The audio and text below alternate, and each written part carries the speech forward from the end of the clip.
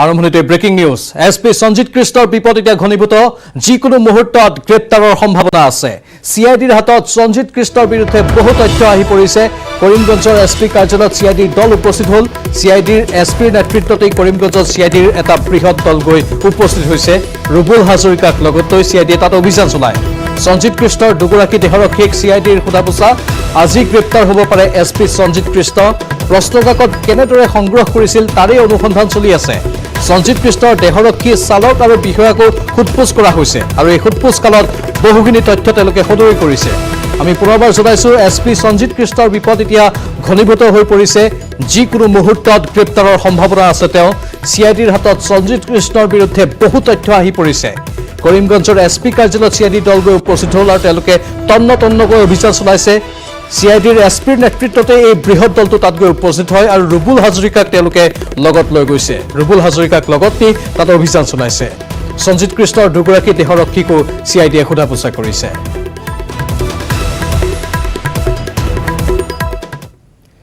এতিয়া ক্ৰমাৎ দীঘলীয়া হৈছে পিকে দত্তৰ ভাষ্যৰ ভিত্তিত সিআইডিয়ে প্ৰস্তুত কৰা নামৰ তালিকা য'ত সন্নিৱিষ্ট হৈছে বহু বাঘা ব্যক্তিৰ নাম অচিৰেই সিআইডিৰ জেৰাৰ সন্মুখীন হ'ব তালিকাত নাম থকা প্ৰতিগৰাকী প্ৰভাৱশালী ব্যক্তি হঠাৎ দীঘলীয়া হৈছে সিআইডিয়ে প্ৰস্তুত কৰা তালিকাত সন্নিৱিষ্টৰ নাম আৰক্ষী বিষয়া কৰ্মচাৰীৰ পৰা বহুকেইজন চিণ্ডিকেটৰ দালালৰ নাম সন্নিৱিষ্ট হৈছে এই তালিকাখনত পিকে দত্তৰ ভাষ্যৰ ভিত্তিতেই ইতিমধ্যে আৰক্ষীয়ে প্ৰস্তুত কৰিছে এই দীঘলীয়া তালিকা নিউজ 18ৰ হাতত পৰা তথ্য অনুসৰি তালিকাখনত নাম আছে এসময়ত পিকে দত্তৰ সৈতে মিলি সুপাৰী আৰু কয়লা চিণ্ডিকেট চলোৱা বৰাকৰ আব্দুল আহিদ চৌধুৰী হিফজুৰ চৌধুৰী আৰু সুদীপ পতিয়া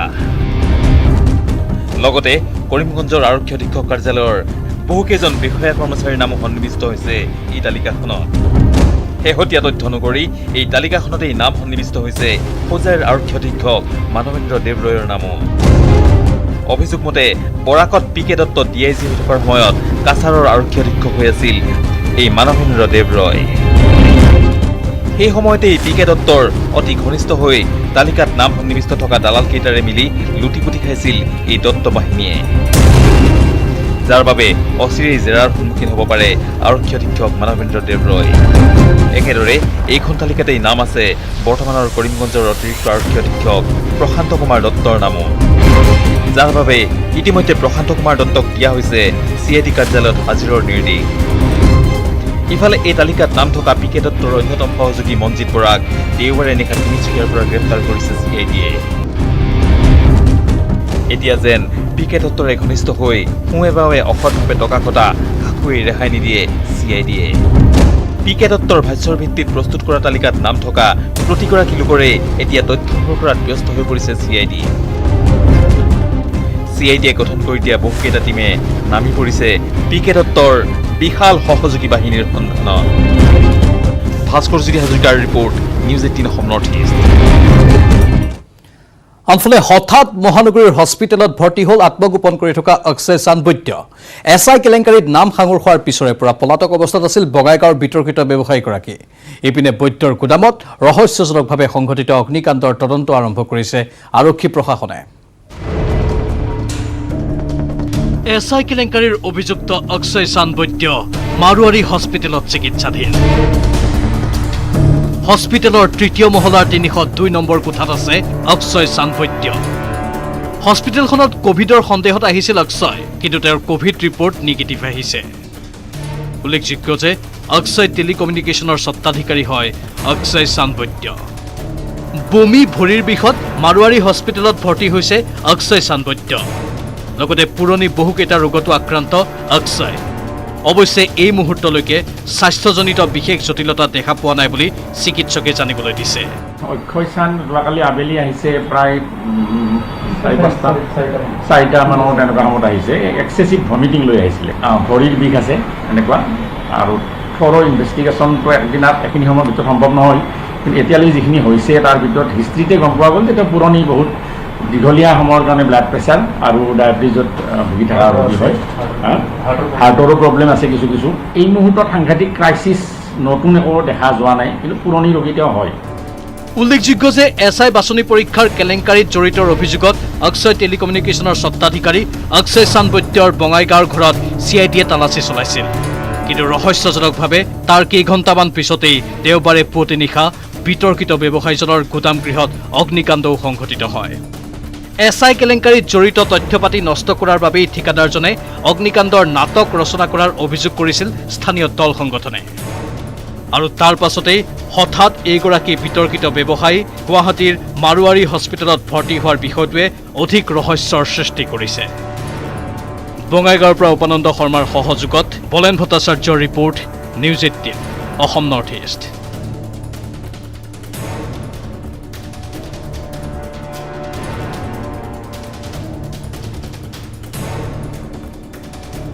বহু জল্পনা কল্পনাৰ কৰোনা কালৰ মাজতো গুৱাহাটীত অনুষ্ঠিত হ'ব শাৰদীয় দুৰ্গোৎসৱ।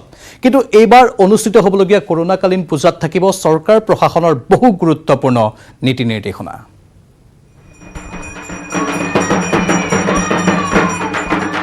পূজা আমি পতাত কোনো ধৰণৰ বাধা দিয়া নাই। স্বাভাৱিকতে পূজা কমিটিৰ দায়িত্ব হ'ব যে পূজা মণ্ডপত কোনেও যাতে মাস্ক আৰু হেণ্ড চেনিটাইজাৰ ব্যৱহাৰ নকৰাকৈ প্ৰৱেশ নকৰে। জল্পনা কল্পনাৰ অন্ত, কোভিডৰ নীতি নিয়মৰ মাজেৰে গুৱাহাটীত হ'ব দুৰ্গা পূজা। পঞ্চমী আৰু দশমীৰ দিনা পূজা কমিটি আৰু পুৰোহিতৰ বাবে বাধ্যতামূলক কোভিড টেষ্ট। ৰাজ্যৰ কৰোনাকালীন পৰিৱেশৰ মাজতে গুৱাহাটী মহানগৰীত হ'ব শাৰদীয় দুৰ্গোৎসৱ। জিলা প্ৰশাসনৰ অনুমতি সাপেক্ষে কোভিডৰ নীতি নিৰ্দেশনা মানি এইবাৰ পূজা কমিটিয়ে আয়োজন কৰিব লাগিব দুৰ্গা পূজা।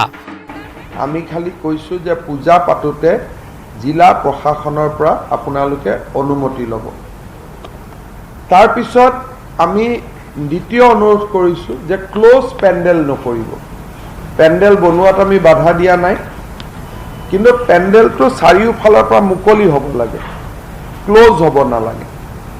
আমি সেইটো এটা কথা কৈছোঁ যে ইট শুড বি এডুকুৱেট স্পেচ থাকিব লাগে। পূজাৰ সৈতে জড়িত গুৱাহাটীৰ প্ৰত্যেকখন সমিতিৰ সদস্য আৰু পূজাৰ পুৰোহিতে কোভিড টেষ্ট কৰাটো হ'ব বাধ্যতামূলক। পূজাৰ সময়ত আৰতি কৰিব পাৰিব যদিও সাংস্কৃতিক অনুষ্ঠানৰ লগতে প্ৰতিযোগিতা অনুষ্ঠিত কৰিব নোৱাৰিব কোনো কমিটিয়ে। কালচাৰেল ফাংচন আমি মানা কৰিছোঁ যে পূজাত কালচাৰেল ফাংচন নালাগে, কিন্তু আৰতি কৰাত কোনো বাধা নাই। কিন্তু কোনো মাইক লগাই কালচাৰেল ফাংচন নহ'ব, কোনো ধৰণৰ প্ৰতিযোগিতা নহ'ব। পূজা কমিটিসমূহে ৰাজ্য চৰকাৰৰ নীতি নিৰ্দেশনা অনুসৰি 9 বজাৰ ভিতৰত বন্ধ কৰিব লাগিব পূজাৰ মূল মণ্ডপৰ লগতে হোটেল ৰেষ্টুৰেণ্টসমূহ। পূজাৰ সময়ত দুচকীয়া বাহনত উঠিব নোৱাৰিব 2জন ব্যক্তি। যে 10 বজাৰ পিছত পূজা মণ্ডপটো ক্ল'জ কৰি দিব লাগিব। পূজাৰ সময়ত আমি 2জন যুৱকে পিলিয়ন ৰাইডিং কৰিব নোৱাৰিব। এটা মণ্ডপত এবাৰত 50 জনতকৈ অধিক লোকে প্ৰৱেশ কৰাত বাধা আৰোপ কৰিছে ৰাজ্য চৰকাৰে। আনকি দেৱী বিসৰ্জনৰ দিনাও কোনো পূজা কমিটিয়ে কৰিব নোৱাৰিব পূৰ্বৰ দৰে বৃহৎ সমদল।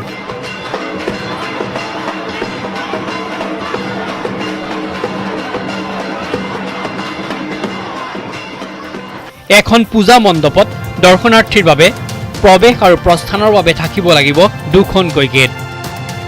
মাস্ক আৰু চেনিটাইজাৰৰ ব্যৱহাৰ হ'ব বাধ্যতামূলক।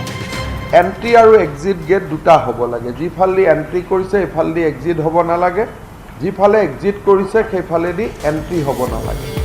দুৰ্গা পূজাৰ সময়ত যদি সকলোৱে সাৱধানতা অৱলম্বন কৰে তেন্তে পূৰ্বতকৈ কৰোনা সংক্ৰমণৰ হাৰ হ্ৰাস পাব বুলি মন্তব্য কৰিছে ডক্টৰ হিমন্ত বিশ্ব শৰ্মাই।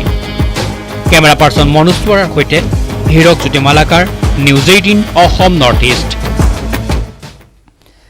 ইতিমধ্যে আমি জনাইছো যে আৰক্ষী অধীক্ষক সঞ্জিত কৃষ্ণৰ বিপদ এতিয়া ঘনীভূত হৈ পৰিছে। যিকোনো মুহূৰ্তত গ্ৰেপ্তাৰৰ সম্ভাৱনা আছে। CIDৰ হাতত সঞ্জিত কৃষ্ণৰ বিৰুদ্ধে বহু তথ্য পাতি মজুত হৈছে। কৰিমগঞ্জৰ SP কাৰ্যালয়ত CIDৰ দল গৈ উপস্থিত হ'ল। CIDৰ SPৰ নেতৃত্বতেই এই বৃহৎ দলটো গৈ তাত উপস্থিত হৈছে। ৰুবুল হাজৰিকাক লগত লৈ CIDয়ে অভিযান চলাইছে। সঞ্জিত কৃষ্ণৰ দুগৰাকী দেহৰক্ষীক CIDয়ে সোধা পোছা চলাইছে। আৰু যেহেতু কৰিমগঞ্জত CIDৰ এই বৃহৎ দলটো আছে, শেহতীয়া কিছু আপডেট জনাব আমাৰ সতীৰ্থ সাংবাদিক গৌৰীশ নন্দীয়ে। পোনপটীয়া সম্প্ৰচাৰ কৰিছোঁ। সূত্ৰপাত কিন্তু কৰিমগঞ্জতে হৈছিল আৰু আজি দেখা গৈছে কৰিমগঞ্জত CIDৰ SP সহ আৰু বহুত কেইজন বিষয়া ইয়াতে কৰিমগঞ্জত তদন্ত প্ৰক্ৰিয়া অব্যাহত ৰাখিছে। কৰিমগঞ্জত প্ৰায় 4-5 ঘণ্টা ধৰি তদন্ত প্ৰক্ৰিয়া অব্যাহত আছিলে। দুটাকৈ ঠাইত কৰিমগঞ্জৰ যি আৰক্ষীৰ যিটো গেষ্ট হাউচ আৰু ৰিজাৰ্ভ পুলিচৰ ৰিজাৰ্ভ দুটো ঠাইত কিন্তু অভিযান অব্যাহত আছিল আৰু বহু কেইজনক কিন্তু সোধা পোছা কৰা হৈছে। দেখা গৈছে যেন কৰিমগঞ্জৰ যি পূৰ্বতন যি SP আছিল, SPৰ যি দেহৰক্ষীৰ লগতে চালক আৰু কেইবাজনো SI লেভেলৰ আধিকাৰিকক সোধা পোছা কৰা হৈছে। ইতিমধ্যে যেন কৰিমগঞ্জৰ যে অভিযানত দক্ষিণ অসম প্ৰান্তৰ যি এজন DIG ইয়াতেও আহি উপস্থিত হৈছে। তেওঁ এই যে তদন্ত প্ৰক্ৰিয়াত সামিল হৈছে আৰু পোনপটীয়াকৈ সকলোকে সোধা পোছা কৰি আছে। বহুখিনি তথ্য ইতিমধ্যে পাইছে, যদিও আমাক অফিচিয়েলি একো জনোৱা নাই ইতিমধ্যে, কিন্তু আমি লাভ কৰিছোঁ বহু তথ্য, গোপন তথ্য আমি পাইছোঁ। যিখিনি আমি জানিবলৈ পাৰিছিলোঁ যেন যিদিনা পৰীক্ষা তাৰ দুদিন আগত প্ৰশ্নপত্ৰ লৈ অহা হৈছিলে কৰিমগঞ্জত আৰু ৰাতিৰ ভাগত কিন্তু এই প্ৰশ্নপত্ৰ চুৰ কৰা হৈছিলে, ফটো তোলা হৈছিলে।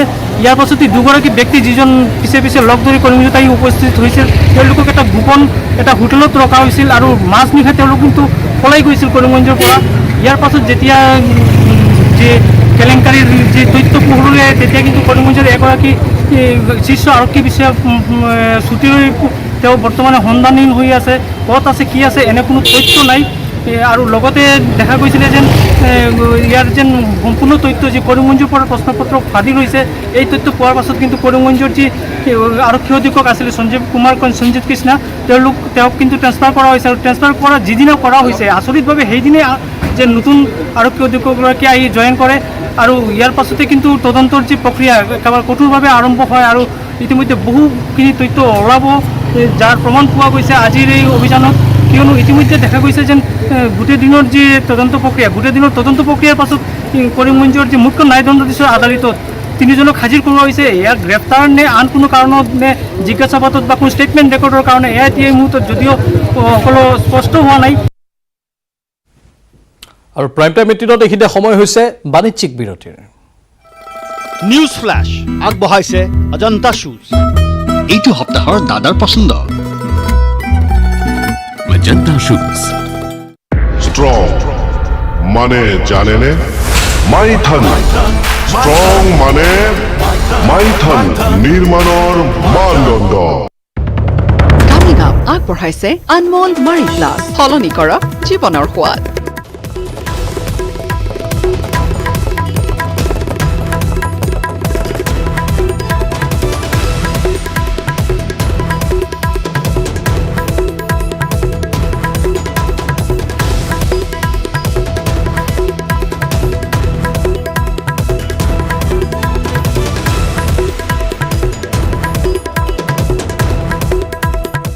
কামিং আপ আগবঢ়ালে আনমোল মাৰি প্লাছ, সলনি কৰক জীৱনৰ সোৱাদ।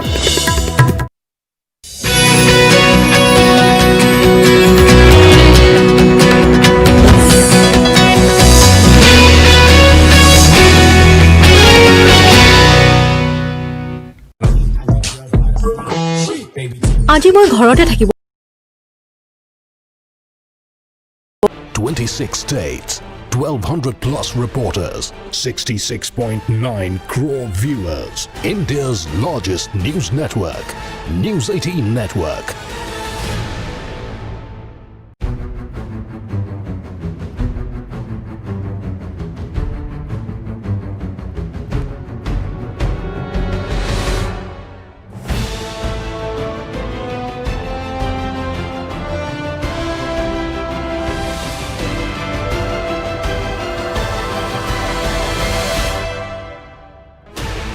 Sixteen channels, 15 languages, 26 states, 1,200 plus reporters, 66.9 crore viewers. India's largest news network, News 18 Network.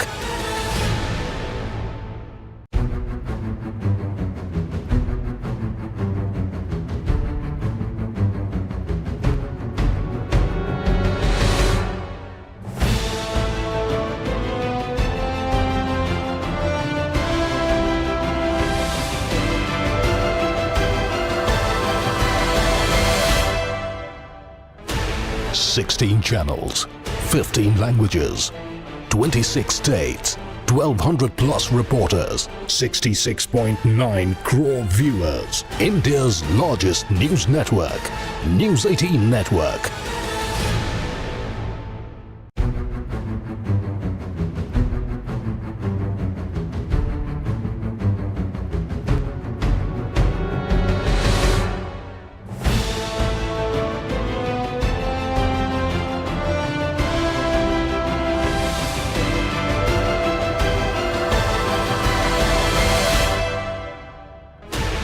16 channels, 15 languages, 26 states, 1,200 plus reporters, 66.9 crore viewers. India's largest news network, News 18 Network.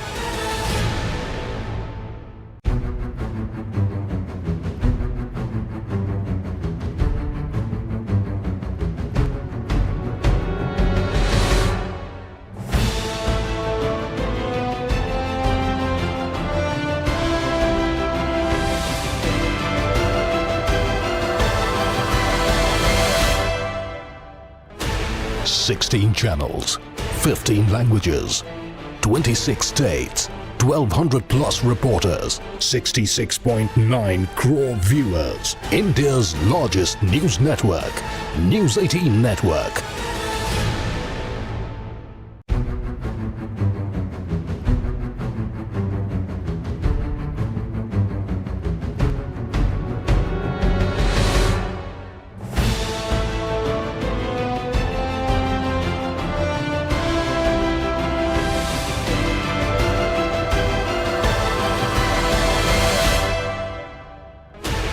Sixteen channels, 15 languages, 26 states, 1,200 plus reporters, 66.9 crore viewers. India's largest news network, News 18 Network.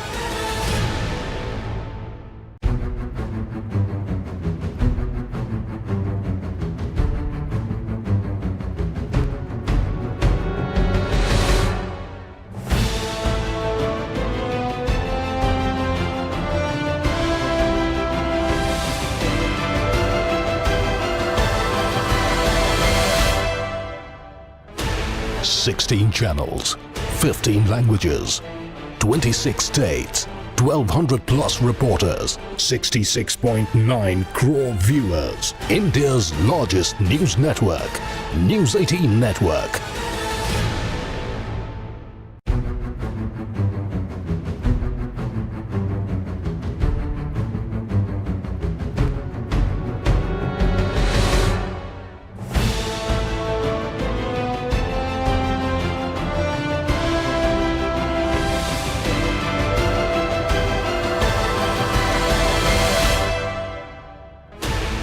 Sixteen channels, 15 languages, 26 states, 1,200 plus reporters, 66.9 crore viewers. India's largest news network, News 18 Network.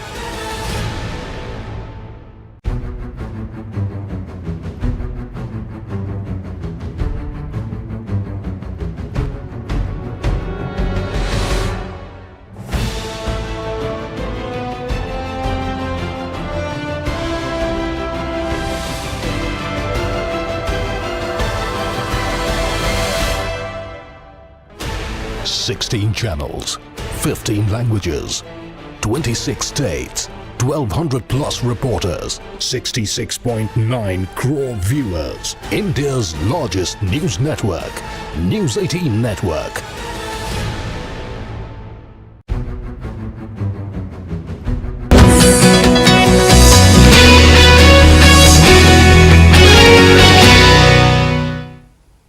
আপুনি চাই আছে prime time 18। নতুন ৰাজনৈতিক দলক আত্মসহায়ক গোটৰ সৈতে তুলনা কৰি কংগ্ৰেছ আৰু AIUDFক কঠোৰ সমালোচনা কৰে মন্ত্ৰী যোগেন মোহনে। মন্ত্ৰী মোহনৰ মতে কংগ্ৰেছে পুনৰ অসমত লুট্ৰাছ চলাবলৈ AIUDFৰ সৈতে চৰকাৰ গঠনৰ চেষ্টা কৰিছে। এটাৰ পিছত এটাকৈ ৰাজ্যত বিভিন্ন দল সংগঠনে নতুন নতুন ৰাজনৈতিক দল গঠন কৰি আছে। 2021 বিধানসভা নিৰ্বাচনৰ পূৰ্বে নতুন ৰাজনৈতিক দল গঠন কৰি শাসকীয় বিজেপিক দিছপুৰৰ পৰা উৎখাত কৰাৰ চেষ্টা কৰাত এতিয়া উদ্বিগ্ন হৈ পৰিছে শাসকীয় বিজেপি। এনে সন্ধিক্ষণত ৰাজ্যিক ৰাজহ মন্ত্ৰী যোগেন মোহনে তীব্ৰ কটাক্ষ কৰে ASU, AJYCPৰ নতুন দল অসম জাতীয় পৰিষদ আৰু কৃষক মুক্তি সংগ্ৰাম সমিতিৰ নতুন দল ৰাইজৰ দলক। মন্ত্ৰী মোহনে কলে আত্মসহায়ক গোটৰ দৰে গঠন হৈছে ৰাজনৈতিক দলৰ। নিৰ্বাচনৰ পূৰ্বে নতুন দল গঠন হোৱাটো স্বাভাৱিক। নতুন ৰাজনৈতিক দল খোলাটো কোনো অস্বাভাৱিক নহয়। নিৰ্বাচন আহিলে বহুতৰ বিধায়ক হ'বলৈ মন যায়, নিৰ্বাচন খেলিবলৈ মন যায়, নতুন দল গঠন কৰিবলৈ মন যায়। এতিয়া গাঁৱত যেনেকৈ আত্মসহায়ক গোট গঠন হৈছে ঠিক তেনেধৰণে ৰাজনীতি দল গঠন কৰিবলৈ দেখিছে চকুৰ আগত গঠন হৈ আছে।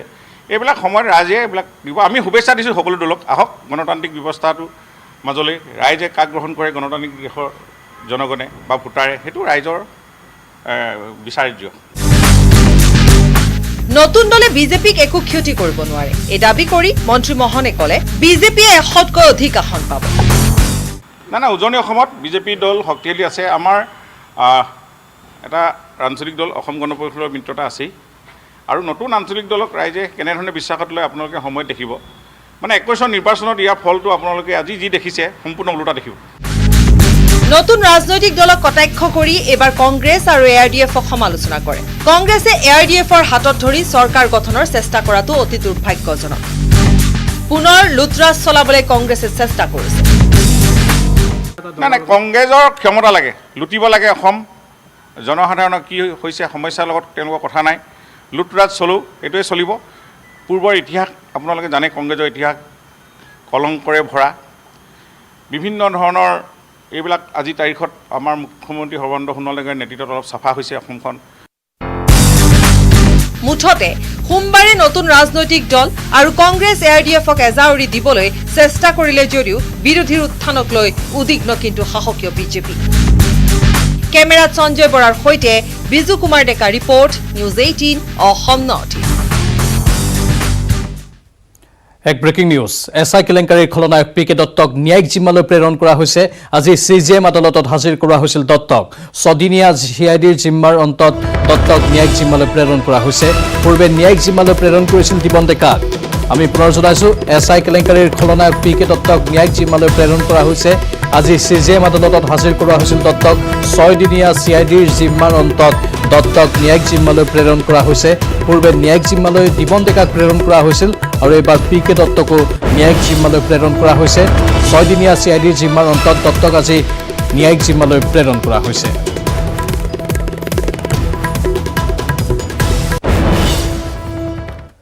দিছপুৰত মিত্ৰতা থাকিলেও BTRত যেন এতিয়া দুয়োটা দল এটা আনটোৰ বাবে চকুৰ কুটা দাঁতৰ হোলহে। এই সময়ছোৱাত বিজেপিক প্ৰত্যাহ্বান জনাবলৈ সম্পূৰ্ণৰূপে সাজু বুলি প্ৰতিক্ৰিয়া প্ৰকাশ দলটোৰ সাধাৰণ সম্পাদক প্ৰবীণ বড়োৰ। ইফালে চৰ্চা চলিছে দুভাগত বিভক্ত হ'ব BPF দল। দুভাগত বিভক্ত হ'ব নেকি BPF? ইমানুৱেল মুছাহাৰীৰ পিছত আৰু কোন কোন বিজেপিলৈ? বিজেপিৰে মিত্ৰতা ছেট কৰিব নেকি BPFে? BTC নিৰ্বাচনৰ পূৰ্বে ক্ৰমাৎ বৃদ্ধি পাইছে বিজেপি BPFৰ মাজত সম্পৰ্কত ব্যৱধান। ইতিমধ্যে তামুলপুৰৰ বিধায়ক তথা BPF দলৰ সাধাৰণ সম্পাদক ইমানুৱেল মুছাহাৰীয়ে ঘোষণা কৰিছে BPF দল ত্যাগ কৰাৰ কথা। BTC নিৰ্বাচনৰ পিছতে 20 সহস্ৰাধিক সমৰ্থকক লগত লৈ বিজেপি দলত যোগদান কৰাৰ ঘোষণা ইমানুৱেল মুছাহাৰীৰ। ইতিমধ্যে নিৰ্বাচনী পথাৰত বিজেপিও সক্ৰিয়ভাৱে লাগি আছে। যেনিবা ময়ো বৰ্তমান বিজেপিৰ কাম কৰি আছোঁ, গতিকে আফটাৰ নিৰ্বাচন মই সুন্দৰভাৱে জইন কৰিব পাৰিম। ইয়াৰ কাৰণে প্ৰস্তুতি মোৰ সম্পূৰ্ণ প্ৰায় শেষ, আৰু যিমানবিলাক মোৰ সমষ্টি আছে, যিমান মানুহ লৈ মই যোগদান কৰাৰ প্ৰস্তুতি চলাইছোঁ, এইবিলাক চব ঠিক হৈ গৈছে। বিধায়ক ইমানুৱেল মুছাহাৰীয়ে BPF ত্যাগৰ কথা মুকলিকৈ কোৱাৰ পিছত ৰাজ্যসভাৰ সাংসদ বিশ্বজিৎ দৈমাৰী আৰু মন্ত্ৰী চন্দন ব্ৰহ্ময়ো BPF ত্যাগ কৰিব বুলি চৰ্চা চলিছে। দিছপুৰত মিত্ৰতা থকা স্বত্তেও BTCত নিৰ্বাচন বিজেপিয়ে অকলে খেলিব বুলি বাৰম্বাৰ মুকলি ঘোষণা কৰাত নাৰাজ BPFও শক্তি প্ৰদৰ্শনৰ বাবে সাজু হৈছে। BPFৰ সাধাৰণ সম্পাদক প্ৰবীণ বড়োৰ স্পষ্ট কথা, BTCত চৰকাৰ গঠন কৰিব BPFে। BTC দখলৰ বাবে শক্তিশালী BPFৰ সাংগঠনিক ভেটি। যিহেতু তেওঁলোকে এককভাৱে যুঁজিবলৈ বিচাৰিছে, আমিও সেই অনুসৰি আমাৰ স্থিতিটো সবল কৰাৰ কাৰণে প্ৰচেষ্টা চলাইছোঁ BTC ভিতৰত। BTC যাতে অন্য দলে যাতে আমাৰ মানে যিখিনি প্ৰয়োজনীয়তা, যিখিনি সিট, যিখিনি আমি দখল কৰি আছোঁ, সেইবিলাক যাতে অন্য ৰাজনৈতিক দলে দখল কৰিব নোৱাৰে, তাৰ কাৰণে প্ৰচেষ্টা চলাইছোঁ। ইফালে BTCৰ বাহিৰৰ UBPৰ 7 শতাধিক নেতাৰ বিজেপিত যোগদানে BPFৰ কোনো ক্ষতি নকৰে বুলি কৈ প্ৰবীণ বড়োৱে লগতে ক'লে বিজেপিয়ে প্ৰতাৰণা কৰিলেও 2021লৈকে বিজেপিৰে মিত্ৰতা থাকিব BPFৰ। অৱশ্যে 2021ত কাৰ লগত থাকিব BPF সেয়া সময়েহে নিৰ্ধাৰণ কৰিব বুলি প্ৰবীণ বড়োৱে দাবী কৰিলে। বিধানসভাৰ 26টা সমষ্টিত ফেক্টৰ হ'ব BPF। আমি সেইকাৰণে কৈছোঁ যে মিত্ৰতাৰ ধৰ্ম আমি অক্ষুণ্ণ ৰাখিছোঁ। কোনোবা ৰাজনৈতিক শক্তিয়ে আমাৰ লগত মিত্ৰতা কৰি পেলাই যদি প্ৰতাৰণা কৰে সেইটো সময়ত আমি উপযুক্তভাৱে তেওঁলোকক মানে প্ৰত্যুত্তৰ দিম। আনহাতে বিশ্বজিৎ দৈমাৰীক লৈ চলা BPF ত্যাগৰ কথা অৱশ্যে অস্বীকাৰ কৰিলে BPFৰ সাধাৰণ সম্পাদকগৰাকীয়ে। সাধাৰণ সম্পাদক বড়োৱে অস্বীকাৰ কৰিলেও দলটোৰ মাজত যে সংঘাত চলিছে সেয়া অনুমেয়। এটা কথা ঠিক যে UPPLৰ উত্থান বিজেপিৰ পুতৌজনক দৃষ্টিয়ে অস্বস্তিত পেলাইছে দলটো, সেয়া নিশ্চিত। ইফালে বিজেপিৰ ৰাজ্যিক সভাপতি ৰঞ্জিত দাসেও ঘোষণা কৰিলে মুছাহাৰীৰ লগতে আন বহু নেতাই বিজেপিত যোগদান কৰাৰ কথা। ৰঞ্জিত দাসৰো দাবী BTRত চৰকাৰ হ'ব বিজেপিৰে। বহু ব্যক্তি আগন্তুক দিনত যোগদান কৰিব এইটো নিশ্চিত আৰু সম্ভৱতঃ ডিচেম্বৰ মাহত এই যোগদান কাৰ্যসূচীটো সমাপন হোৱাৰ এটা আশা এটা আছে। এই BTRত আমি ডবল ডিজিট পাম এইটো নিশ্চিত। কোকৰাঝাৰৰ পৰা মনোহৰ ৰাজবংশী আৰু শান্তিগিৰি নাৰ্জাৰীৰ সহযোগত Raju Barua report, news 18 Assam north east. বাতৰিত পুনৰ সময় হৈছে বাণিজ্যিক বিৰতিৰ। নিউজ ফ্লাছ আগবঢ়াইছে অজন্তা শ্বুজ।